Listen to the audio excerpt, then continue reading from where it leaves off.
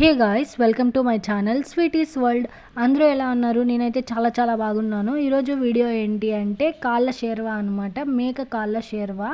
So process ఏంటో చూసేద్దాం రండి. ముందుగా అయితే మసాలా గ్రైండ్ చేసుకోవాలి. సో ఒక మిక్సీ జార్లోకి అయితే ఎండు కొబ్బరి, అల్లం, వెల్లుల్లి, పుదీనా, లవంగాలు, మిరియాలు, దాల్చిన చెక్కనైతే వేసుకొని గ్రైండ్ చేసుకోవాలి. గ్రైండ్ చేసుకున్న తర్వాత అందులోకి కొద్దిగా టేస్ట్కి తగినంత కారం, ఇంకా ధనియా పౌడర్ కూడా వేసుకొని ఇలా మసాలా అనేది రెడీ చేసుకోవాలి. నేను ఆల్రెడీ ఈ మసాలా గురించి అయితే వీడియోలో క్లారిటీగా అయితే చెప్పాను, చికెన్ కర్రీలో చూసేయండి ఎవరైనా చూడకుండా ఉంటే మాత్రం.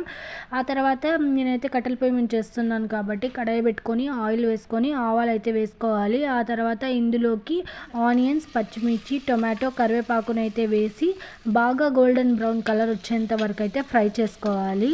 ఫ్రై చేసుకున్న తర్వాత ఇందులోకి మనం ఆల్రెడీ కట్ చేసి వాష్ చేసి పెట్టుకున్న మేక కాళ్ళు ఉంటాయి కదా, వాటిని అయితే వేసుకోవాలి. బాగా వాష్ అయితే చేసుకోండి.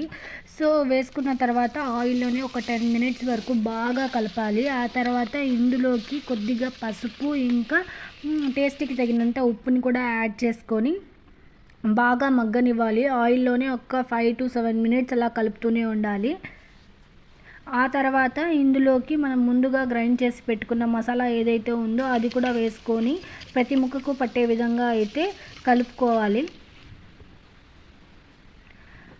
ఆ తర్వాత ఇందులోకి వాటర్ని అయితే వేసుకోవాలి. చాలా అంటే చాలా ఎక్కువ వాటరే పడుతుంది, ఎందుకంటే మటన్ కాబట్టి చాలాసేపు ఉడకాలి. సో ఉడికితేనే మనకు టేస్ట్ అనేది బాగుంటుంది. సో ఇలా అయితే రెడీ అయిపోయిందనమాట మన కాళ్ళ షేర్వా అనేది. చాలా అంటే చాలా బాగుంటుంది. ఇడ్లీలోకైనా, సంగట్లోకైనా, రైస్లోకైనా, చపాతీలోకైనా కూడా.